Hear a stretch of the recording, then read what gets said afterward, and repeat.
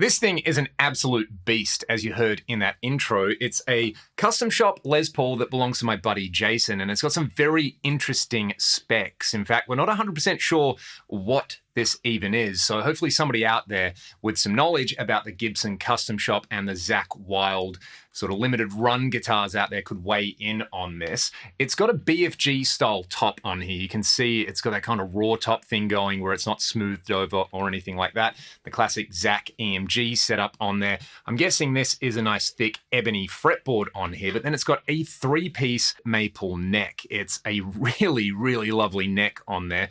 Grover tuners. It's very straight up, balls to the wall, no nonsense on here. And it does say ZW203 on the back, and it has a custom shop logo on there. So there have been a bunch of sort of limited run custom shop Zakk guitars out there. I guess he's most closely associated with the Les Paul Custom with the Bullseye graphic. There's also the Bullseye V, the SG-V hybrid, and he had a Zakk Wylde BFG guitar. I think he was pretty crucial to the development of that guitar. And I guess this is probably some kind of limited run Zakk BFG. It feels great, like super chunky neck on here. Really, really like the way that feels. It's just a lacquered neck on the back. The top, I don't know if it's totally unfinished or if they've got like a very thin coat on there. The back definitely has a really nice thin coat of finish on the back there. But as we heard, it just sounds savage. Like, you know, the Zakk EMG setup does that thing so very well. Big chunky frets, which I like on here. I'm not sure if it's weight relieved or it's just a good weight Les Paul on here. The neck definitely feels substantial on here. It's not too crazy weight-wise. Everything feels pretty comfy. It's just a very, very good example of a Les Paul. And let's hear some more sounds on here. We'll go back to that kind of rhythm sound. This is just my usual Axe FX preset that you hear all the time. But, you know, an EMG 81 on there, it just kind of adds to the giant chungus.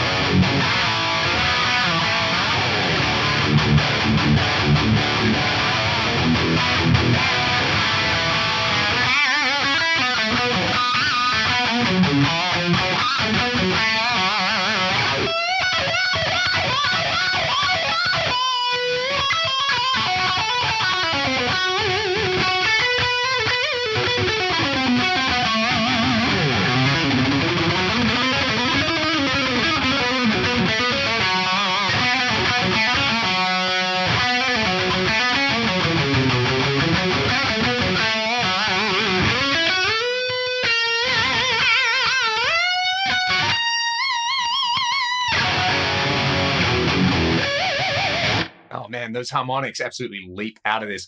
I really like the way that neck pickup sounds in here. I do have a Les Paul Custom that I put EMGs in, and the neck pickup, maybe it's just the guitar, it's a little bit woolly, but this is beautiful. It's got a lot of clarity on there. I don't normally associate like an EMG 85 in the neck pickup of a Les Paul with that sort of clarity on there. Obviously the 81 in the bridge absolutely screams. It's pretty crazy. And if you run this into, let's say, like more of a Marshall style setup, you get this.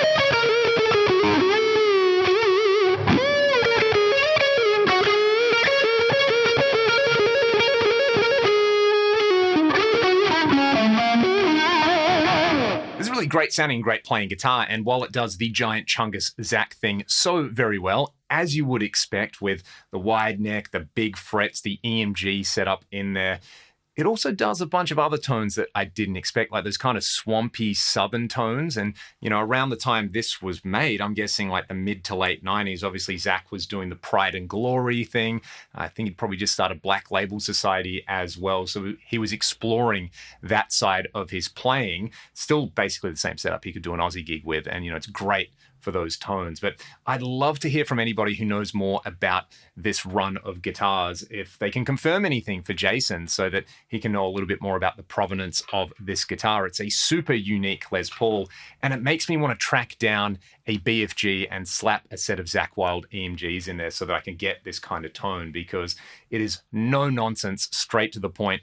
Nothing else really sounds like that. You know, the EMG 81 in a Les Paul, it is a certified thing, and nothing else sounds like it. You can get close. There's a bunch of other great ways to get close to that tone, but I think it's the overall feel when you're playing on there. For me, it's just so luxurious, and it gives me so much confidence that when I go for a lick, it's like, yeah, the EMG's got my back. It's really going to make sure that if I go for a pinched harmonic, it's going to come out more times than not. Whereas if I'm playing something with, like, you know, passive sounding pickups or lower output pickups, I'd need something else in the signal chain to get that happening. But like I said, if you know anything about these guitars, please reach out. Would love to hear. Otherwise, I really hope you enjoyed the video. If you liked what I'm doing here on the channel, you can check out some of the music that I make with my band Ragdoll, or sign up to the Patreon. I'll see you all on the next one.